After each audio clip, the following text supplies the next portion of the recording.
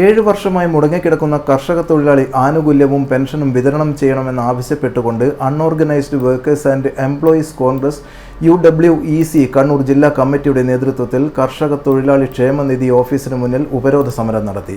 Unorganised workers and employees Congress Kannur ജില്ലാ പ്രസിഡന്റും DCC general സെക്രട്ടറിയുമായ നൌഷാദ് ബ്ലാത്തൂർ ഉദ്ഘാടനം ചെയ്തു.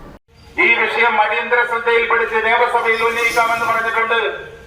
ആ നിയമസഭയിൽ ഉന്നയിച്ചുകൊണ്ട് ഈ മാർച്ച് മാസത്തിൽ തന്നെ ഈ 2024 ഡിസംബർ വരെ കുടിശ്ശികയായി കിടക്കുന്ന മുഴുവൻ ആനുകൂല്യങ്ങളും വിതരണം ചെയ്യാൻ തയ്യാറാവുന്നില്ലെങ്കിൽ, ഈ കർഷക തൊഴിലാളികളുടെ പെൻഷൻ വിതരണം ചെയ്യാൻ തയ്യാറാവുന്നില്ലെങ്കിൽ 25, 30, 32 വർഷമായി അംശാദായം അടച്ച് പെൻഷന് വേണ്ടി വേഴാമ്പലിനെ പോലെ കാത്തിരിക്കുന്ന മണ്ണിൽ പുലിവിളയിക്കുന്ന പാവപ്പെട്ട കർഷകന് വേണ്ടി ഒരക്ഷരം നിയമസഭയിൽ ഉയരാൻ തയ്യാറാകുന്നില്ലെങ്കിൽ, അവർക്ക് വേണ്ടി കൃത്യമായ റിപ്പോർട്ട് അയക്കാൻ ഇതിന്റെ മുകളിലിരിക്കുന്ന ഉദ്യോഗസ്ഥന്മാർ തയ്യാറാവുന്നില്ലെങ്കിൽ അതിശക്തമായ സമരത്തിന് ഞങ്ങൾക്ക് നേതൃത്വം കൊടുക്കേണ്ടി വരുമെന്നാണ് പറയാനുള്ളത്.